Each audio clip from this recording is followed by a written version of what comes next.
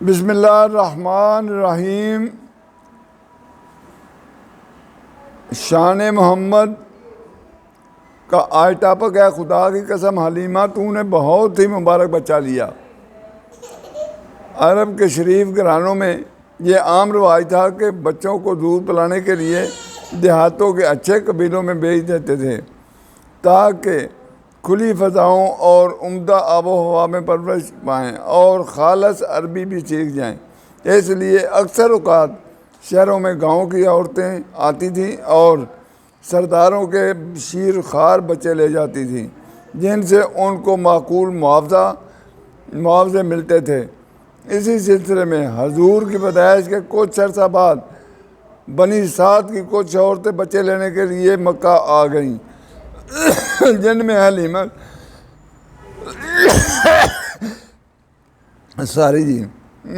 حلیمہ سعدیہ بھی اپنے شوہر حارث بن عبداللہ کے ساتھ شامل تھیں۔ حلیمہ کہتی ہیں، ان دنوں ہم بہت خستہ حال تھے۔ ہمارا علاقہ قحط زدہ تھا۔ دوسری عورتوں کی بنسبت ہماری حالت کچھ زیادہ ہی خراب تھی۔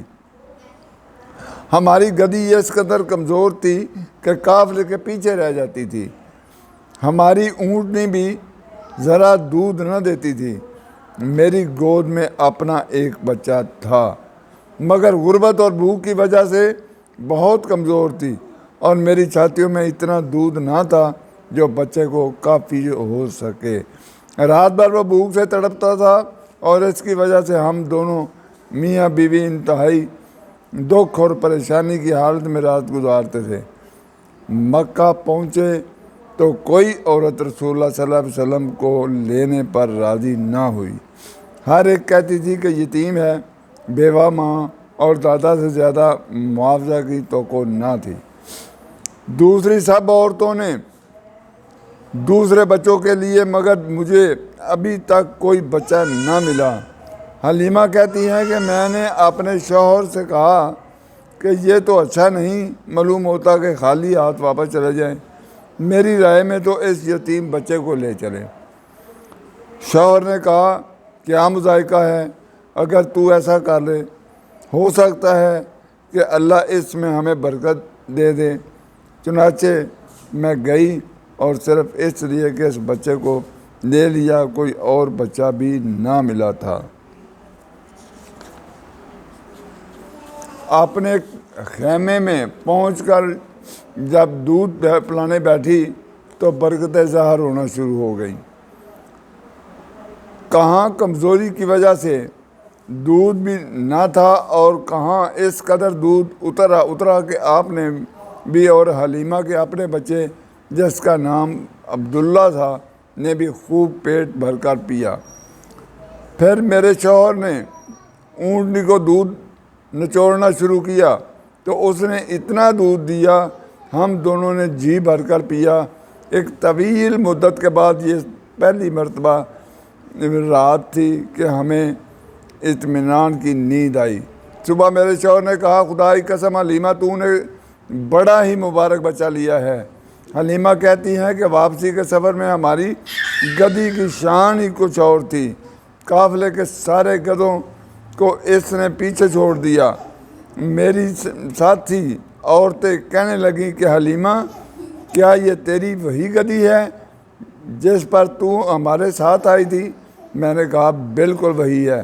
تو انہوں نے حیرانگی سے کہا مگر اب تو یہ بالکل بدل گئی ہے۔ ہمارے دیہات میں قحط پڑا ہوا تھا اور ہمارا علاقہ تو بالکل ویران ہو کر رہ گیا تھا۔ میری بکریاں جہاں جاتی پیٹ بھر کا چارہ کھاتی اور شام کو جب واپس گھر آتی تو دودھ سے بھری ہوتی۔